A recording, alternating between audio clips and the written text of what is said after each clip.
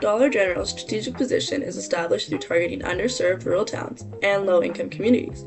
By focusing on these areas, the company fills a gap left by larger retailers, securing a dominant market position where competition is minimal.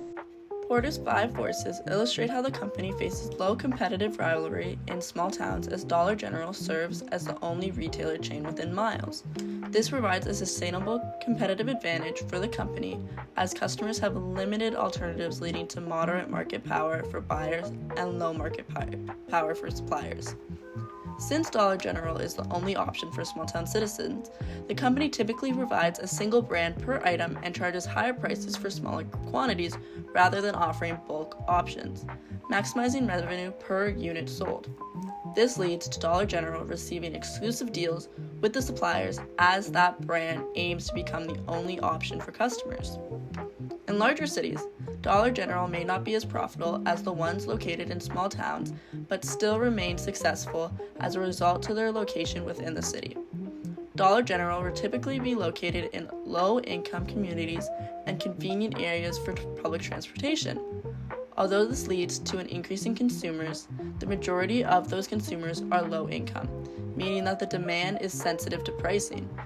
This restricts Dollar General to increase the cost, giving more market power to buyers. Dollar General's operational model further reinforces its cost leadership strategy. As a smaller convenience store, each location requires less staffing, around 10 to 20 employees, compared to Walmart or Target. While this reduces labor costs and increases efficiency, it also presents challenges. Limited job creation within communities may lead to a negative public perception, and the company has faced criticism for offering low wages and limited career growth opportunities. Additionally, Dollar General is known for selling predominantly non-nutritious, non-perishable foods, which some argue do not contribute positively to community well-being. Further concerns include high employee turnover and increased vulnerability to armed robberies. These factors have led to public backlash, including calls for boycotts and resistance to new store openings. If these issues are not addressed, Dollar General risks losing its community trust and allowing customers to seek alternatives shopping options, potentially ruining the market.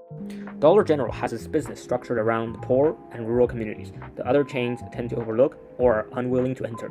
For many of these communities, Dollar General is more than a store. It's an unofficial public utility that brings essential goods to communities with few other options.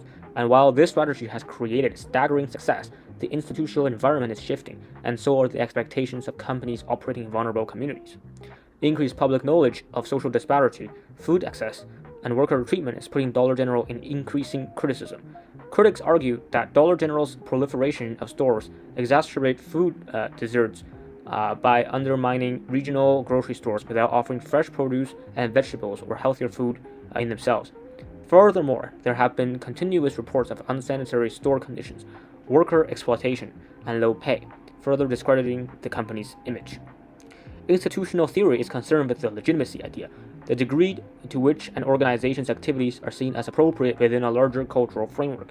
Dollar General's operational efficiency and profitability notwithstanding, its model can become socially illegitimate in the perception of consumers, policymakers, and local communities if it is seen as extracting value rather than contributing to the well-being of the area it serves.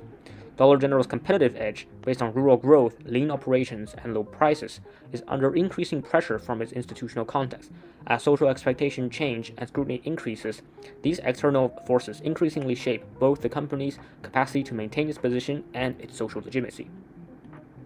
There are 3 institutional theory pillars: normative, regulative, and cognitive pillars.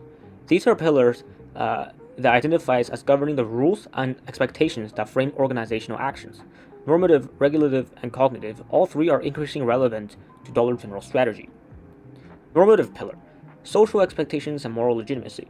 The normative pillar embodies society's norms and values, what makes stakeholders believe organizations should do. Dollar General is facing growing normative pressure from critics of the company's role in generating food deserts and unhealthy communities who are public health activists.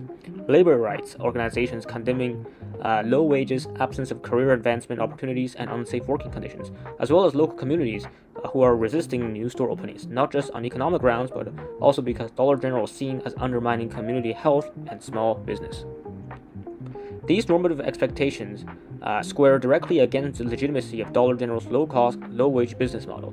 If these societal values shift and not keeping pace leads to reputational damage and declining stakeholder support, then it will be necessary to adopt new regulative strategies.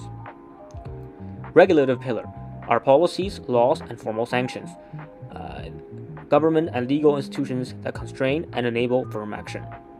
Several townships and cities have already established zoning restrictions, moratoriums, or other new regulations aimed specifically at keeping Dollar General stores out or in line.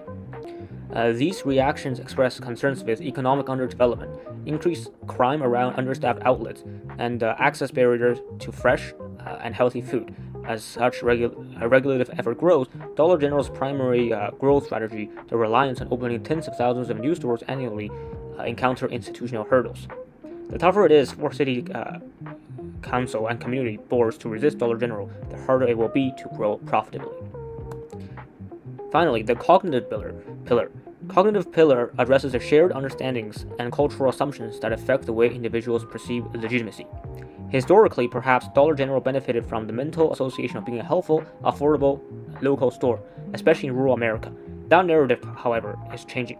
Increasingly, the store is mentally framed as a sign of economic stagnation or decline, an extractive business model that provides minimal local value, and also a source of broader inequality and limited opportunity.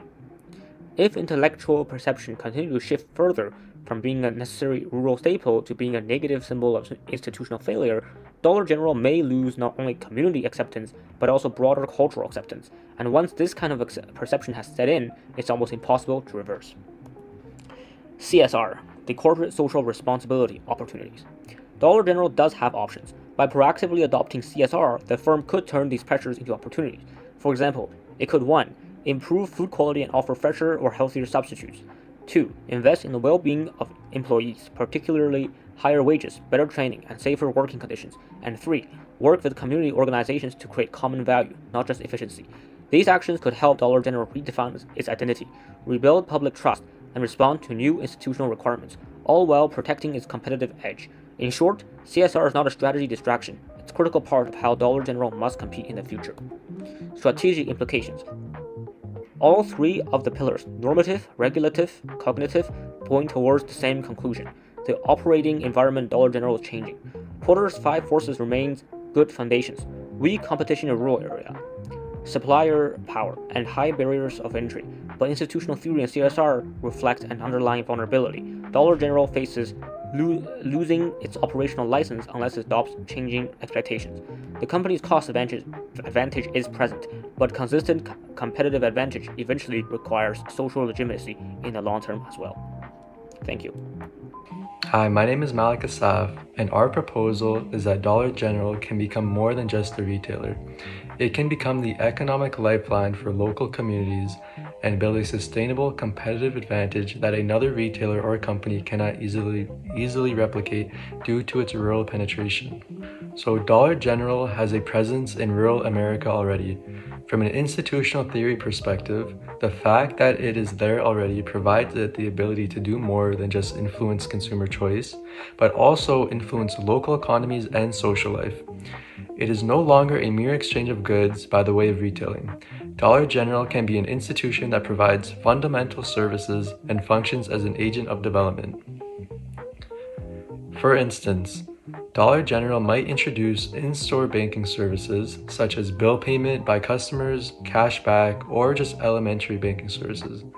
This would be a real need in most rural towns where banks are not readily accessible. Dollar General might introduce telemedicine kiosks with healthcare consultations not normally offered within rural towns. So besides services, Dollar General can also invest back into community development. Dollar General can invest in community programs, sponsor enterprises, or provide educational services to society. These investments would gain them trust and loyalty, not just from customers, but from employees as well, who would perhaps feel appreciated in a company that invests back into society. So according to a resource-based view, Dollar General has the internal competencies for this kind of metamorphosis. Its brand identity, low-cost supply chain, and normal real estate investments put it in a position to continue to grow its rural market share. This new use of current assets can be utilized to position Dollar General differently from other stores where low-cost retailing is the primary intent. So you may be asking, why does this all matter? Well, simply because this is a moment that recalibrates how we think about Dollar General. It is not about out-retailing. Dollar General has a chance to redefine what it means to be in rural America. If the company doubles down on its institutional strength and continues to be deeply embedded in these communities, it has a chance to build long-term, sustainable competencies. By offering what other retailers won't, having stronger local communities and stronger communal relations, Dollar General will be able to create a competitive niche beyond low prices. That would then translate to greater loyalty, improved staff retention, and a stronger brand. Long term, it would make Dollar General a near certainty to be cemented as a staple of rural life itself, rather than just a store to simply visit. In short, Dollar General is not just a retailer. It can also be an anchor institution for the communities in which it operates.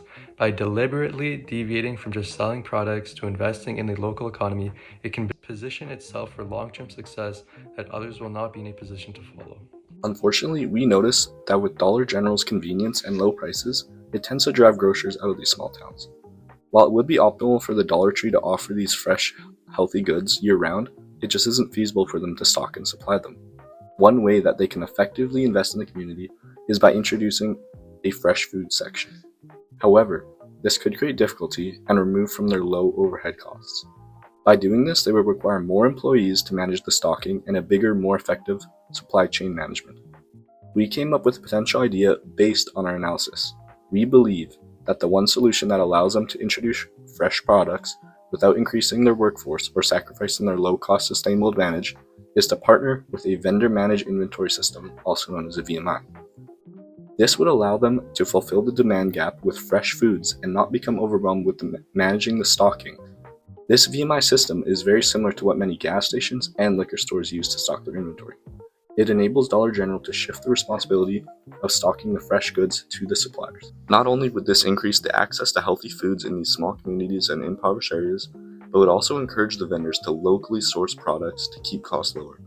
This will create a cyclical nature of money that helps the community slowly overcome poverty. The current business model thrives on low overhead and strategic placements in underdeveloped areas. It also unintentionally limits access to fresh and nutritious food in those same communities.